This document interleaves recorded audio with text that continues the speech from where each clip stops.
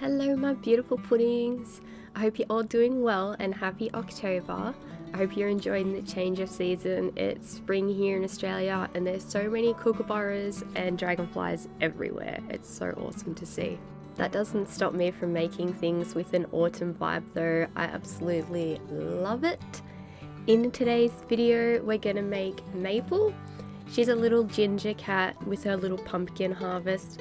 And we're actually going to do a mini Kittie's classroom where I'm going to show you how I made the little mini pumpkins. It's just like a fun little short one that we can do together, but you can skip ahead. I did put the timestamp in when it starts. And don't forget, if you want to make your own little putty cat like Maple here, you can get the pattern on my website, and I've got the full masterclass available on YouTube for free. I'll put the links in the description for both of those. But let's get started on our little pumpkin tutorial. So now we're going to have a mini Kittie's classroom for a mini pumpkin. I'm going to show you how to make these teeny little pumpkins. So all you need is a piece of felt. You can have it round or oval. This one's 5 centimeters by 4 centimeters, and it will make a pumpkin this size, which is about 2 centimeters wide. And all you need is felt, thread. I've got a little brown piece to do the top bit, scissors, a needle, and some offcuts to stuff it with. But it's super easy. You just start by getting a pretty decent length of thread. Thread your needle, make sure you put a decent knot in the end. What you want to do is catch a decent amount of felt. Don't go all the way through, just catch it. You're not there, come out. And then go all the way to the other side and come back in. And back out again, so it's looped up like this. And then we're going to go to this corner. So we're going to pull this up in there. So we've got 3 corners in there. Just quickly slap them back onto there. And then we're going to put some of our stuffing in here. You only want a tiny bit because it will shrink down a lot. You don't want to put in heaps. And then we're going to grab this bit that's hanging down.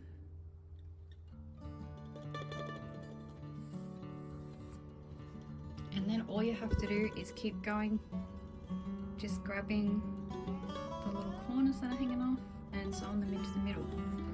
Super simple. And you just keep going until the top is as flat and as closed as you can get it. You can cut out a little leaf, or you can make a fancy little spiraled stem, or just a little short one like I'm going to.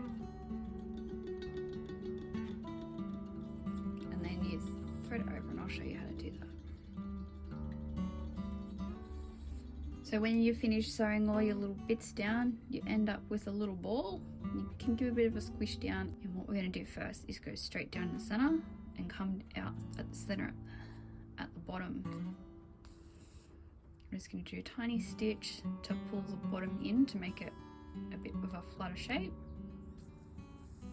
See how it just tucks it in a little bit? And now we're going to do the lines in the pumpkin. So I'll start here. And the pumpkin, as you pull it in, it naturally creases. So you can use those creases. And just pull the thread in. Do another one.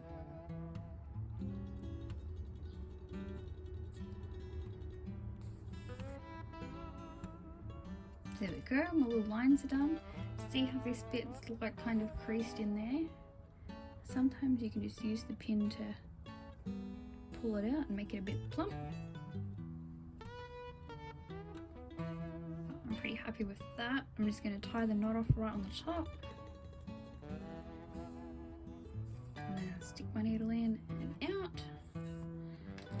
And pull it tight and cut it flush. Then with this little bit, I'm going to make the top of my pumpkin. Nice and short. Just going to roll it in my fingers so it felts naturally. So see how the bottom's frayed? I'm going to cut it off to make sure it's nice and flat. And then we get to get the glue and stick it on. And the glue is popping on. And there you have a quick little pumpkin tutorial.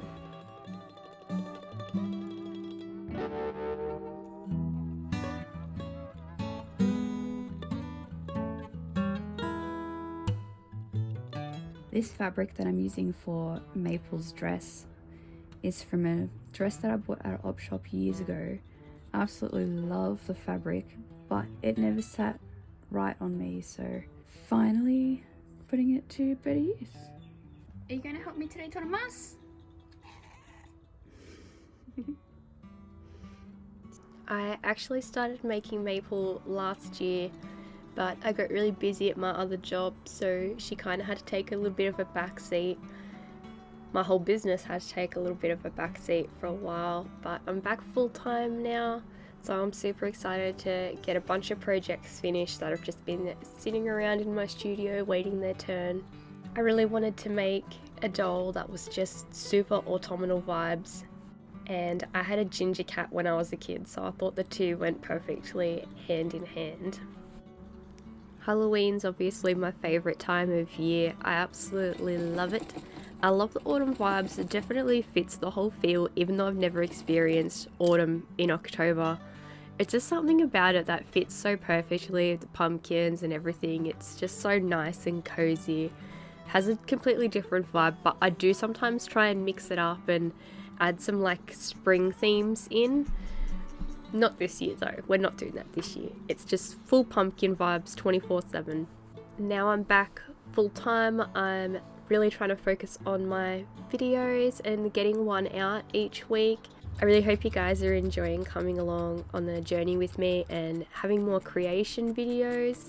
It's a little bit more fun than the tutorials. I think you get to just relax and watch the process unfold. Tort was helping me a lot while making this one. I think she definitely picks up on the putty cat vibes. In October though, she mostly just enjoys sitting in the window, sitting in the sun and absolutely cooking herself.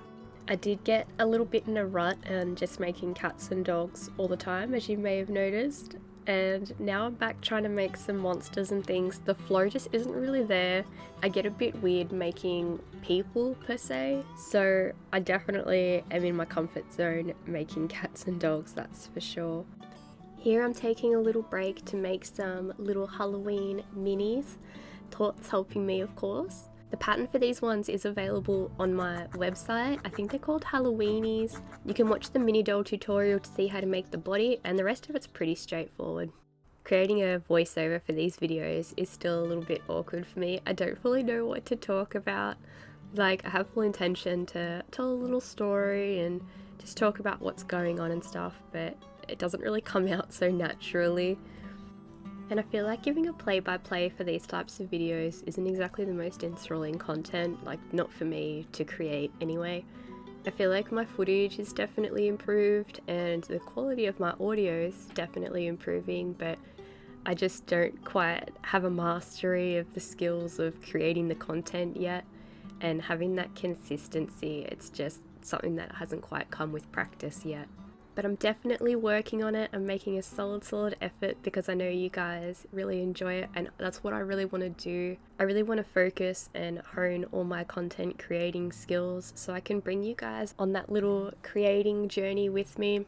And it feels really weird saying that. As an artist, I never wanted to be like a content creator, but the process of my work is really detailed and I really enjoy making it, so I thought maybe you guys would enjoy watching it as well, watching the process. And as my dolls get more detailed and my skills become more developed, there's more exciting things that I can do and little challenges and stuff, so it makes it really exciting and you get that really up close detailed look at how things are made. And if you follow me on Instagram and you follow along with my stories, you'll see me post updates all the time of my creation process. But it's just not the same as seeing it in the video, seeing it in real time all come together in a nice little package. So we're starting to come to the end of the video now. I'm just finishing off some details with Maple's eyelashes and her makeup and the little pumpkins on her hat. That's so cute. Her hat didn't quite turn out how I wanted it to. I wanted it to be a bit bigger and more of like a floppy sun hat. It's really hard to get them the right size around their ears, and it takes a lot of time to make their hats the way I do. But anyway, I just wanted to take a quick moment to say a massive thank you to my patrons. Without your support, I wouldn't be able to make these videos. You've really kept me going over the last couple of years, always cheering me on and helping inspire me to try new things and keep going. And I also want to say thank you to everyone who follows me on Instagram and cheers along from the sidelines there. I love you all so much, and without your support I wouldn't be doing this. So I'm going to leave you with the rest of the video here. We're going to do some glamour shots of Maple. I hope you all enjoyed this video. I'll see you in the next one. I love you so much. Bye!